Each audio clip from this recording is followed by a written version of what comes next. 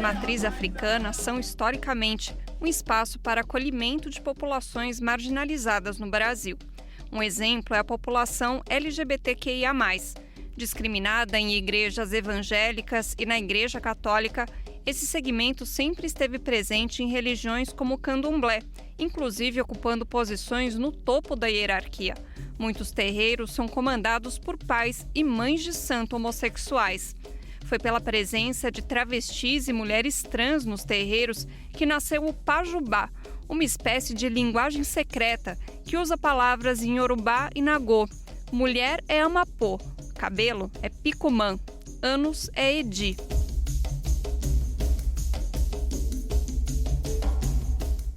O Pajubá nasceu como estratégia de comunicação entre travestis e mulheres trans nos contextos de prostituição e da repressão policial durante a ditadura civil-militar, mesma repressão que os terreiros de matriz africana sofriam. Hoje, qual a importância dos terreiros no acolhimento de segmentos excluídos da sociedade? E como garantir esse trabalho em um contexto de intolerância e racismo religioso?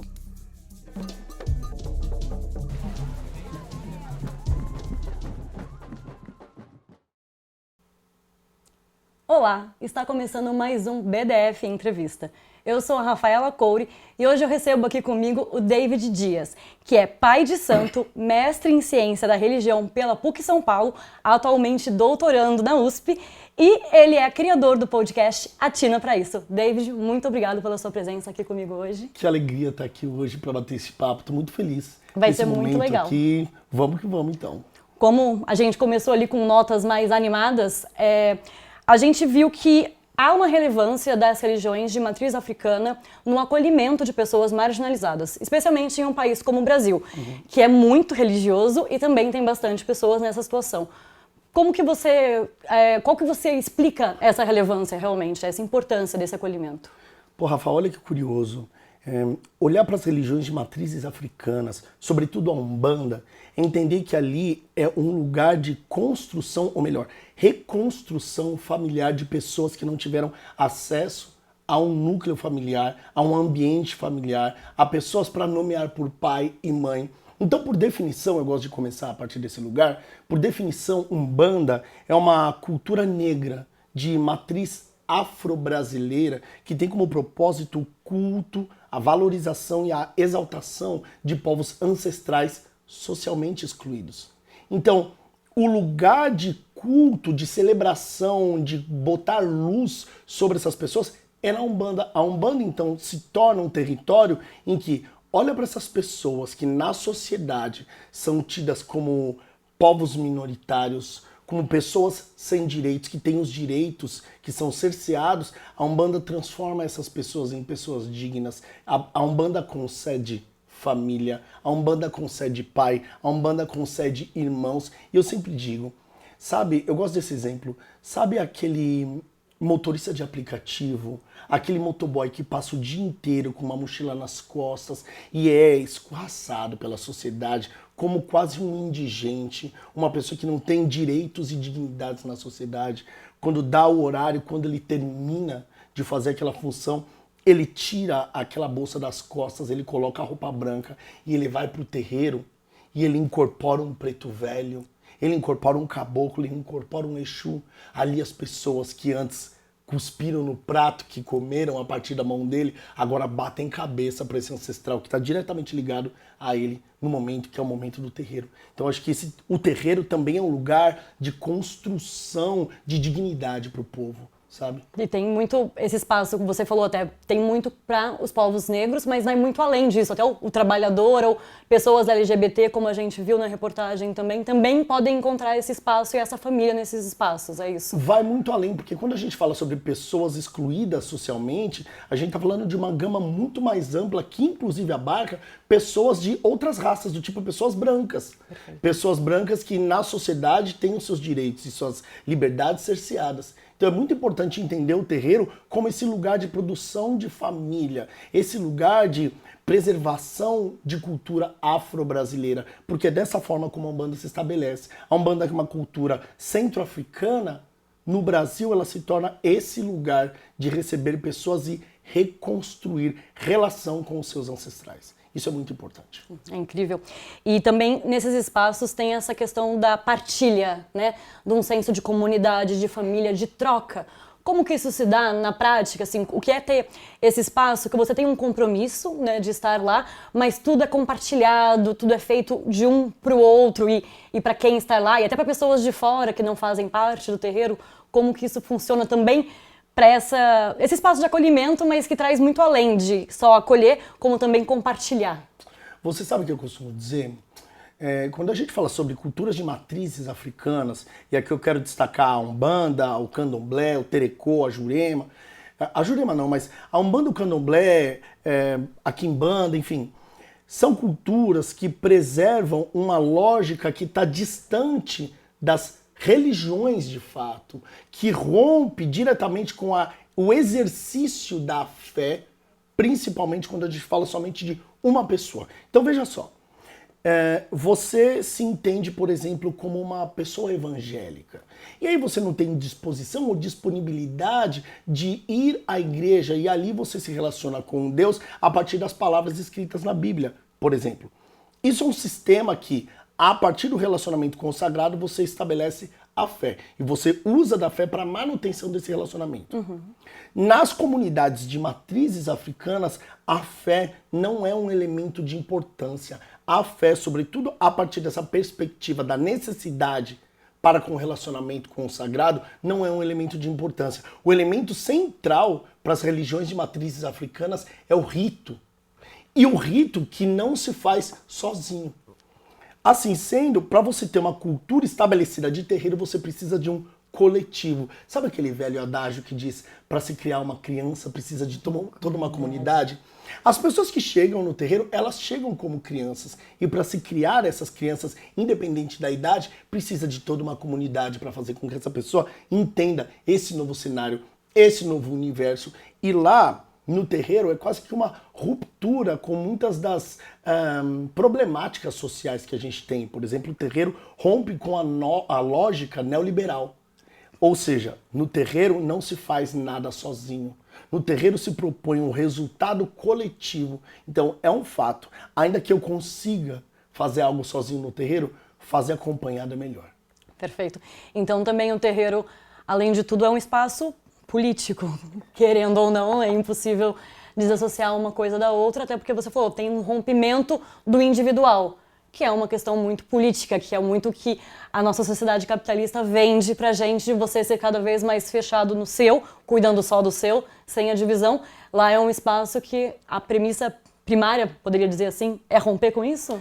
Onde há religião, há política. Perfeito. É impossível a dissociação desses dois elementos. Então, o terreiro é um espaço que, querendo ou não, deve entender a sociedade a qual ele ocupa. Então, por exemplo, eu tenho um terreiro que eu preciso conhecer da região, como que o sistema imobiliário e os interesses giram em torno daqueles imóveis que estão ali alocados, como que o avanço do plano diretor pode impactar as comunidades de matrizes africanas. Como que a sociedade e a comunidade do entorno observa o espaço no qual eu estou envolvido. Então, se eu não tiver noções políticas do espaço que eu ocupo, é como se eu estivesse com um terreiro em um outro planeta, em um lugar completamente deslocado, que eu não tenho conhecimento das pessoas que vão chegar até a minha casa. Isso é muito importante. Ainda que o terreiro seja profundamente conectado aos interesses das pessoas que habitam esse lugar enquanto filhos e filhas de santo, ainda assim, as portas semanalmente estão abertas para as pessoas do entorno, de lugares perto ou distantes, virem conhecer o terreiro. Então é importante que a gente tenha noção política, social do lugar que a gente ocupa. Perfeito. E no terreiro, então, vocês têm um dos elementos das práticas das religiões de matriz africana é o sacrifício animal. Uhum. E recentemente o STF decidiu que essa prática não fere os direitos dos animais. Vamos saber mais sobre isso. O abate de animais em religiões de matriz africana ainda gera polêmica e preconceito no Brasil. Mas o que está por trás desse ritual? Nas religiões de matriz africana, a sacralização animal é parte essencial da relação com os orixás. Segundo líderes religiosos, o abate é feito com respeito e tem como objetivo estabelecer uma troca de energia entre o iniciado e a divindade. Os animais utilizados, como galinhas e cabritos, são aqueles já presentes na alimentação humana. São cuidados, alimentados e o abate é feito de forma rápida, por sacerdotes preparados para evitar sofrimento. Nada se perde. A carne é consumida pela comunidade e os restos são devolvidos à natureza seguindo a tradição. A Constituição garante a liberdade de culto e, em 2019, o Supremo Tribunal Federal reconheceu que o sacrifício religioso feito sem crueldade não viola os direitos dos animais. Mesmo assim, lideranças religiosas denunciam o racismo na polêmica envolvendo o assunto. Outras tradições que também realizam abates rituais, como as comunidades judaicas e muçulmanas, não sofrem o mesmo tipo de ataque. Para estudiosos, o incômodo com os rituais de matriz africana revela uma sociedade ainda marcada por preconceitos históricos. O alvo, muitas vezes, não é apenas a fé, mas sim os corpos e as culturas negras. A questão do sacrifício animal, do abate animal, ela gera diversas discussões em diversos âmbitos, né? Dos políticos aos religiosos. No último episódio, no mais recente episódio do Atina Pra Isso, David, você comenta um pouco sobre o sacrifício animal e parece que há uma certa confusão, vamos começar bem do começo, né? Parece que há uma certa confusão em relação ao candomblé e à umbanda. Quem usa o animal durante seus rituais, como usa e se usam, se não usam, então... Para começar, eu queria que você explicasse um pouco sobre isso, né, como a gente viu na reportagem, mas para entender até da sua visão e participação, esse começo da utilização do animal, como que isso se dá, em qual momento, como que ele é cuidado previamente, para a gente partir daí. Legal. Eu acho que é importante, toda vez que a gente pensar em cultura de matriz africana, nós pluralizarmos esse termo. Então, culturas de matrizes africanas, uma vez que África tem muitas culturas. E a Umbanda vem de uma cultura africana e o Candomblé vem de outra cultura africana que aqui na diáspora se fundem. Então há uma relação muito próxima e um sincretismo que conecta a Umbanda com o Candomblé. Então você vai a um terreiro de Candomblé, você vê muitas das coisas que são genuinamente presentes na Umbanda. Você vai num terreiro de Umbanda, você vê muitas das coisas que são genuinamente presentes no Candomblé e isso não é um problema. É de fato uma troca porque não tem interesse de apropriação da cultura do outro. Porém, o que a gente observa é que, independente da Umbanda ou do Candomblé, em África há a prática comum, diária, do sacrifício animal. Eu costumo dizer, brincando, que até porque, não sei aqui no Brasil, mas em África ninguém come bicho vivo. Então, assim como no Brasil há a prática do sacrifício animal frequente, em África também. E aí, eu acho que a grande questão é, o que acontece que se a gente for para o interior da cidade, a gente vai comer um almoço, vamos na casa dos nossos avós, dos nossos tios, e ali uma galinha vai ser sacrificada para o almoço. O boi, o porco vai ser sacrificado para o almoço. Às quartas-feiras e aos sábados, o porco é sacrificado para o almoço. E isso não passa nem em um instante na cabeça das pessoas que o animal morreu. Sim. A grande questão é que quando há sangue no terreiro, as pessoas já pensam, ué, mataram um bicho, mas por que estão matando o bicho? Primeiro, isso é uma tradição, isso é comum, isso é um hábito, é uma prática milenar dentro dos terreiros. E continua viva, presente, isso faz parte do fundamento de dentro do terreiro da Umbanda. Há uma confusão em que boa parte das pessoas acreditam que a Umbanda seja uma cultura cristã. Sim. Isso é um grande equívoco, embora há terreiros que flertam com o sincretismo e vão colocar no congá a imagem de Cristo, isso não torna o terreiro um espaço cristão, porque não comunga dos valores do cristianismo de modo integral.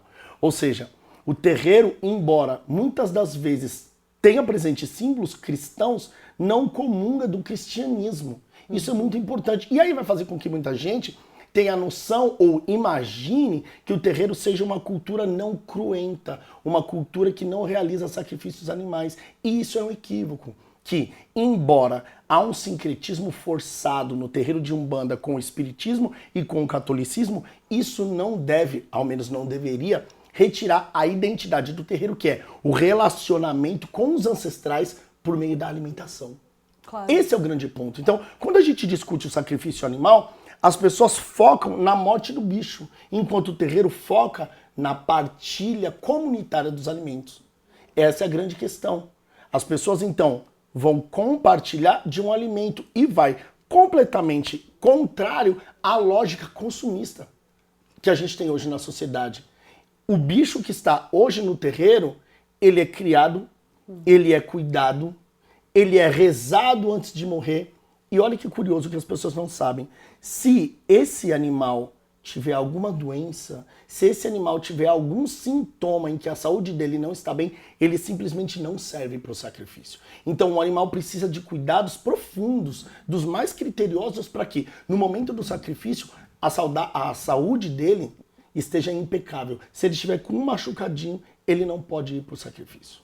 E aí a gente volta, inclusive, para a questão política que a gente falou anteriormente, né? Porque a gente está vivendo esse momento de gripe aviária, né? Aqui no Brasil, com exportações sendo canceladas e grandes sacrifícios de granjas inteiras, porque se houve um foco, tem que eliminar toda a possibilidade de um novo contágio, que é praticamente o oposto do que você acabou de dizer.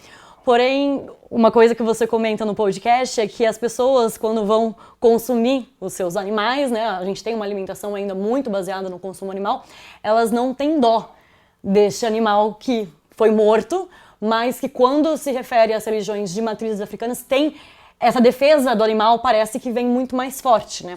Aqui no Brasil, de fato, a gente noticia questões complicadíssimas do agronegócio, né?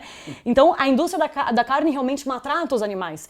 E na religião, como você mesmo disse, na religião de matriz africana, isso não acontece. Você mesmo cria os animais, então, que vocês usam e não se desperdiça nada, como a gente acompanhou? Não se desperdiça nada, porque isso vai contrário à lógica que se tem hoje na sociedade. E a proposta é exatamente essa. É entender que o animal não serve só para a comida dos vivos, mas também para a comida dos mortos, para a comida dos ancestrais. Não se perde, Rafaela, nenhuma parte dos animais. Não se perde nenhuma parte. Então há um fundamento que diz: essas partes vão para os vivos e essas partes do bicho vão para os mortos. Então nada é descartado, nada é transformado em lixo, a não ser quando a sociedade julga o nosso sagrado enquanto lixo. Inclusive, era uma coisa que eu ia comentar, né? Como você fala no episódio, essa é mais uma demonstração do racismo religioso. E aí eu queria até puxar esse gancho para ter essa discussão do o que é o racismo religioso e o que é a intolerância religiosa e como que isso se sente, se aplica, se expressa no dia a dia. Você pode ter contado na sua experiência pessoal como pai de santo, mas no dia a dia da Umbanda. Olha só, esses dois tipos de violência falam sobre a não aceitação do outro. A intolerância religiosa é a não aceitação da fé do outro. É, por muitas vezes, o impedimento do outro realizar a sua fé, baseado numa crença religiosa. Então, é determinado grupo que não tem empatia, que não tem simpatia, que não tem interesse no respeito mútuo com outra religião, independente de qual seja. Qual que é a grande questão? No momento em que se discrimina uma cultura de matriz africana, não é sobre a religião ou a fé do outro, é sobre a cor daquele que professa aquela fé. Dá só uma olhada nesse exemplo. E olha como é complexo, como não é simples. É o que a gente vai chamar então de racismo religioso. Por quê? Porque o preconceito não está propriamente no culto à divindade ou à fé do outro, mas sim na cor daquele que cultua. O grande problema então da sociedade é a sociedade rechaça coisa que é de preto. Seja cultura, música, prática, ela consome, ela suga o sangue, mas ela rechaça a cor. Veja o exemplo disso e como é complexo, é isso que eu quero falar. No terreiro de Umbanda, assim como no de Candomblé, de todas as culturas de matrizes africanas, nós temos pessoas negras e pessoas brancas. Você ou qualquer outra pessoa que esteja no terreiro que seja uma pessoa branca e esteja usando os fios de conta da Umbanda, ela vai sair à rua. Se ela sair à rua com uma roupa de santo, como a gente diz no popular, uma roupa de terreiro, se ela sair toda de branco, com os fios de conta no pescoço, ela não consegue andar por 5, 10 minutos que ela já vai ser vítima de racismo religioso. E aí é complexo, porque veja, Ué, David, como uma pessoa branca pode sofrer racismo? Ela sofre racismo não em virtude do que ela é, nem mesmo do que ela acredita. Ela sofre racismo em virtude de utilizar de elementos que são de gente preta, de uma cultura negra, de Deus negro, que vem de África. É por isso que mesmo a pessoa sendo branca, ela vai precisar ir até a delegacia e fazer um boletim de ocorrência de racismo. Olha como é complexo, inclusive para o escrivão que está na hora. Para o delegado que vai falar, ué, como assim? Você é uma pessoa loira de olhos azuis e sofreu racismo. Ela também vai ter que explicar para o Estado o como é necessário com que a gente coloque em pauta o termo racismo religioso como uma expressão do racismo. E como isso está diretamente amarrado aos símbolos de matrizes africanas. Percebe? Então, se ela tira esses fios de conta, ela passa tranquilo. Inclusive de médica ou dentista, porque ela está de branco. Tá tudo de branco. Agora, quando ela coloca esses fios de conta, é macumbeira, mexe com coisa de preto, ela é um problema. Temos que eliminar. Perfeito. Essa questão, inclusive, da palavra macumba, macumbeira, né? Pelo menos a minha infância inteira, né? As gerações dos anos 80, 90, isso era tido como uma coisa extremamente pejorativa. Né? Você acha que já houve uma ressignificação do termo? Como que você enxerga? Porque você é da comunicação também, né? As palavras têm um peso muito grande. Então, inicialmente, assim, a gente ouvia, era uma coisa ruim você chamar as pessoas, tem macumba ali, não pode tocar, chuta tem medo, chuta que é macumba. Você acha que isso já se transformou? Você acha que também há um esforço por parte das pessoas de religiões de matriz africana, de matrizes africanas, de ressignificar? Ou também não é uma luta tão importante? Como que você considera nesse sentido? Rafaela, você sabe que há algo que é curioso. O terreiro de Umbanda, ele é um sintoma do Brasil. Quase que um espelhamento. Da mesma forma que o Brasil é um sintoma da Umbanda, quase que um espelhamento. Eu digo isso por quê? Porque quando a gente olha para os terreiros de Umbanda, não são todas as comunidades que já atinaram para a necessidade de se pensar o terreiro para além das paredes, da estrutura física. Então, há ainda hoje pessoas que acreditam que terreiro não se pensa enquanto um espaço político. Há pessoas, lideranças de terreiro, sobretudo brancas, que vão dizer, eu não sei falar sobre raça, ou esse lugar de discussão não é meu, ou eu só tô aqui para rezar mesmo, não quero me envolver com essas questões. Claro, usando dos seus privilégios para que não se envolvam em questões que são críticas e necessárias de serem observadas dentro do terreiro. Então, olhar para o lugar de afirmação e reafirmação de identidade é um interesse, sobretudo, de pessoas negras, o que deveria ser de toda a comunidade de terreiro. Portanto, eu acho que o termo macumba, ele vem sim passando por um processo de ressignificação. Alguns tentam dizer que, não, macumba é um instrumento musical e fica por isso, e não é só isso, muito menos a definição direta de um instrumento musical. Macumba é uma prática, que significa a arte da cura. É uma prática, isso está posto. Não é um instrumento musical. Se é uma aglutinação, mas é de fato a arte da cura. E o que as pessoas precisam entender isso precisa ser assumido. E há uma dificuldade, porque no momento que você fala macumba é a arte da cura, você vai ter que ir atrás da etimologia. E aí você vai ter que dizer, de fato, é uma cultura de preto. Aí a gente volta para um outro problema. E nesse sentido de ressignificação, eu queria que você comentasse um pouco se você acha que ao longo dos últimos anos em especial, houve um movimento de conquistas para as pessoas de terreiro, de umbanda, de candomblé, de religiões de matrizes africanas, se sim, se não, e quais são os próximos passos mais urgentes nesse sentido de respeito, de reconhecimento, quais são as conquistas e os principais desafios atuais, na sua opinião? Eu não sei. Eu vou dizer a você que tem dias que eu sou mais otimista para isso e tem dias que eu sou mais pessimista. É difícil a gente pensar numa evolução, até porque não se tem políticas públicas eficazes voltadas à valorização e preservação das culturas de matrizes africanas. O que as pessoas podem imaginar é que, mas as pessoas de matrizes africanas têm direitos reservados. Claro que não. É importante, inclusive, a gente fazer uma relação do racismo religioso com o racismo e aos pensamentos da Lélia Gonzalez, como isso acontece de modo silencioso. O racismo à brasileira, ele vai aparentar que está todo mundo bem, que essa democracia racial se estabeleceu de fato, quando na verdade não.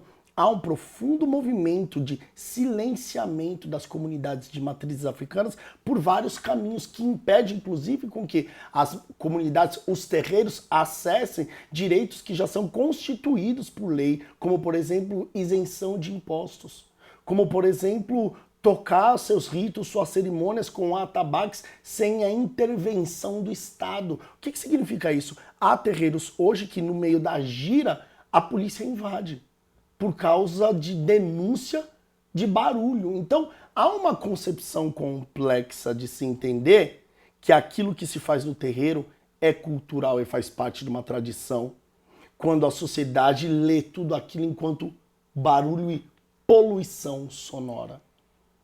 Que é um espaço, por exemplo, que as igrejas evangélicas já estão bem confortáveis, e aí que novamente a gente entra nessas distinções e racismos. Sim, e em virtude das construções de bancadas, de políticas públicas direcionadas especificamente a isso, de projetos, de verba. Então, se a igreja tem um problema com a acústica do espaço, imediatamente eles recebem um aporte de 200, 300 mil para fazer a acústica desse espaço, ou tranquilamente eles conseguem conversar, dialogar com o poder público para fornecer essa verba. Já o terreiro de Macumba, eu inclusive não conheço, além do Aruanda, um terreiro que tem um tratamento acústico de muito investimento. Essa é a problemática que muitas vezes me deixa meio que desesperançoso desse cenário social que a gente pensa as culturas de matrizes africanas. Há um avanço? Há um avanço. Da mesma forma que o racismo também avança e se torna cada vez mais silencioso, articulado, tecnológico e opressor ao povo do terreiro. Com certeza. E os cultos de religião afro, eles não acontecem apenas nos terreiros, né? Eles também acontecem em espaços públicos, como cemitérios. Vamos entender. Em novembro do ano passado, a Justiça de São Paulo decidiu que um cemitério concedido à iniciativa privada deve permitir culto de matriz africana no Dia de Finados. O pedido foi feito pela Casa de Umbanda Terreiro de Aruanda, que realiza uma prática religiosa no cemitério municipal de São Pedro desde 2017. Segundo o processo, a concessionária Velar SP estava negando as solicitações para permitir o acesso dos membros da comunidade religiosa ao cemitério. Pela legislação, os cemitérios que passaram pelo processo de privatização também são considerados espaços públicos laicos, ou seja, devem estar abertos a cerimônias ou cultos em geral. A regra só não vale para os cemitérios confessionais, que são atrelados a uma determinada religião. Por exemplo, um cemitério islâmico pode se negar a abrigar uma cerimônia evangélica. Mas será que a lei está sendo respeitada nos cemitérios privatizados? Na prática, as religiões de matriz africana conseguem fazer seus rituais em espaços públicos. E a questão da privatização dos cemitérios é uma coisa que a gente acompanhou bastante aqui no Brasil de fato, e a preocupação inicial parecia ser apenas com quem queria enterrar os seus entes queridos. Mas a gente vai entender isso um pouquinho melhor aqui com o David.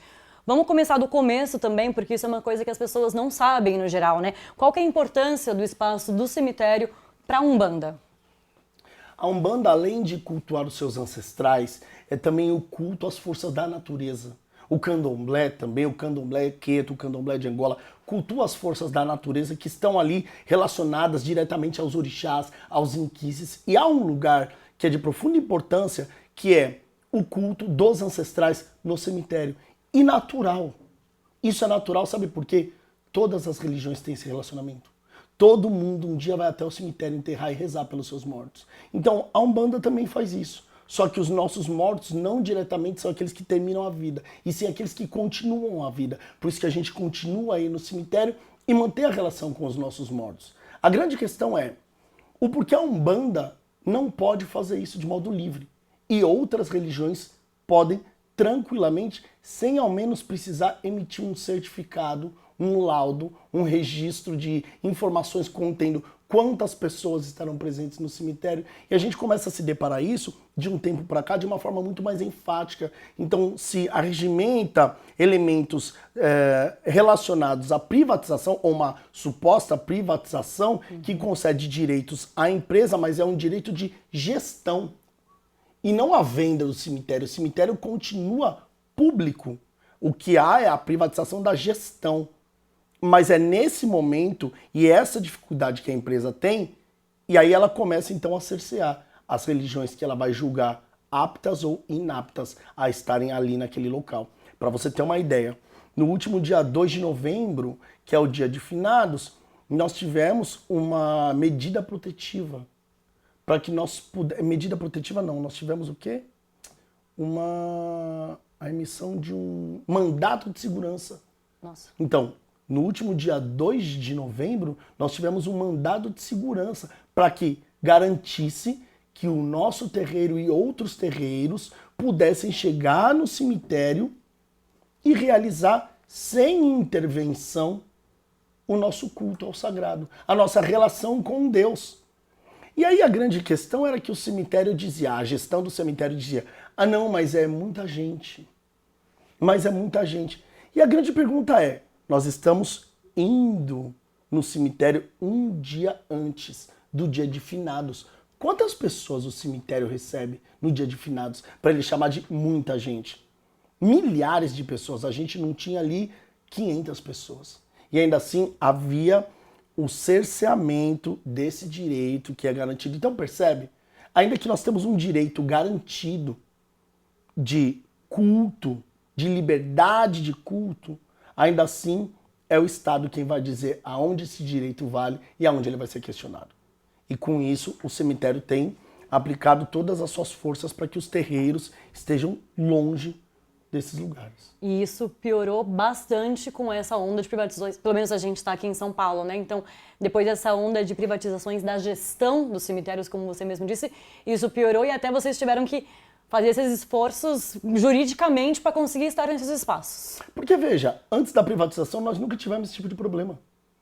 Essa cultura de ir ao cemitério e se relacionar com o seu sagrado, com a sua fé, primeiro, ela é comum a todas as religiões. Há um texto do João José Reis que chama A Morte é uma Festa, em que ele faz um traçado histórico de quando é que o cemitério se torna esse lugar de celebração. E todas as religiões têm esse praxe, inclusive a Umbanda. Eu sou o pai de santo de Umbanda e o meu terreiro tem 14 anos. Antes de o meu terreiro ser fundado, eu já tinha essas práticas. Perceba, após a privatização é que esse lugar comum às religiões começa a ser questionado somente a Umbanda, somente ao Candomblé, somente as pessoas que vão ao cemitério, como todas as outras, só que elas são de Umbanda, vão de branco, e elas têm o direito cerceado. E isso a gente volta àquilo que a gente falou da questão política, né? Você começa a trazer essas discussões para dentro do terreiro, do direito ao espaço que é coletivo, mas que ele vem sendo cerceado por decisões políticas, estatais ou, né, no contrário, de privatização. O direito à terra, né? O direito à terra, o que o povo de terreiro precisa é o direito garantido à terra. É necessário com que a gente tenha minimamente o lugar para o culto garantido de que amanhã ninguém vai tirar a gente dali. Até porque o relacionamento do povo de Axé não é somente com as pessoas vivas, é com a terra, é o que é plantado na terra. Por isso que os terreiros precisam ser territórios protegidos, precisam ser patrimonializados, precisam ser espaços em que são guardados e salvaguardados pelo Estado. Por isso que é importante, então, de nós entendermos que terreiros não são só espaços religiosos, são espaços de manutenção e preservação da cultura de um povo. E na prática, como que se dá essa luta para adquirir esse direito? A gente vê pelos movimentos sem terra, o quanto é difícil a gente retomar a terra de um povo, o quanto é difícil a gente pedir que seja concedido um território que é muitas vezes abandonado, muitas vezes inútil. Quantas são as terras na cidade de São Paulo que são improdutivas e que estão lá abandonadas? E o que acontece nas regiões metropolitanas e nas regiões urbanas, nas capitais, é que os terreiros padecem em virtude dos altos pagamentos dos valores de aluguéis. Sim. Então a gente não tem direito à terra. isso aqui. Para além do aluguel, a gente tem todas as outras contas e documentos exigidos que, para as comunidades que não têm condições financeiras de se manter, elas acabam indo para a ilegalidade. Nossa. E aí volta o terreiro de fundo de quintal, porque não tem dinheiro para se manter vivo, sobrevivendo numa sociedade que é profundamente racista.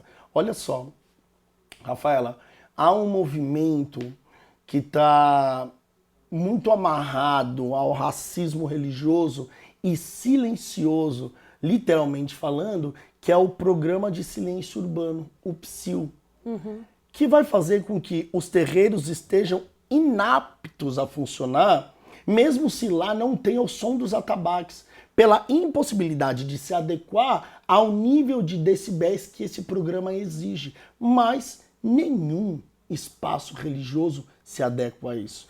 O sino da igreja toca muito mais alto do que é permitido. As bandas e os microfones das igrejas neopentecostais tocam muito mais alto do que é permitido. Mas quem é cerceado e tem o direito de cerceado e não tem dinheiro é o povo de terreiro. O problema é o tambor do terreiro e não o volume daquilo que se toca. Então o terreiro não tem dinheiro para pagar um advogado, para investigar tais informações, e aí ele fica à mercê do Estado dizer, olha, aqui é uma notificação, se você incorrer de novo nessa infração, você vai ter uma multa. E aí os terreiros fecham e desistem de ocupar as terras. E aí voltam para o fundo de quintal. Fundo de quintal.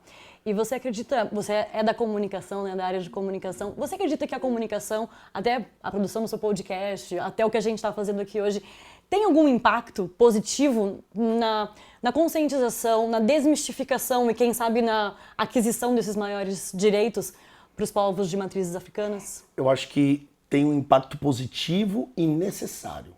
É necessário com que as comunidades de matrizes africanas estejam bem representadas pela mídia, pela imprensa. É necessário com que os terreiros consigam transmitir aquilo que de fato são, para que a gente também desmistifique um pouco do que a sociedade concebe ser um terreiro de macumba, sabe? Então eu acho que a mídia, a imprensa tem um papel fundamental na difusão desses saberes, na difusão dessa cultura e sim, fortalecer a imagem normal, comum dos terreiros enquanto territórios de manutenção cultural, manutenção da memória e da existência de um povo. Perfeito. E não só a mídia, mas até a gente conversou previamente, a academia também, né? Como que você, voltando agora à academia, enxerga um pouco desse espaço e da representatividade dessas religiões dentro da academia? Ou talvez não enxergue, né? Qual que é o desafio neste campo? Eu costumo dizer que as culturas de terreiro são culturas de luta. Quem é de terreiro e não se entende como uma pessoa de luta, errou alguma coisa no manual. É comum a gente ver Ogum com arma na mão, Xangô com arma na mão, Preto Velho usa um cachimbo, que é uma arma quando bem utilizado. O que isso significa? Sobretudo a ideia de que as comunidades de matrizes africanas estão em luta e é uma retomada. Há aqui a tentativa de uma retomada de um lugar e dessa vez falar por nós mesmos. O que a gente tem é uma centenas uma infinidade de bibliografia e de anos em que a abordagem das culturas de matrizes africanas foi feita por quem observava de fora. Foi feita por antropólogos, por sociólogos que disseram o que queriam e, mais, traduziram aquilo ao seu prazer, à sua perspectiva, o que contribui inclusive para um racismo que se manifesta muitas vezes de dentro do terreiro para fora.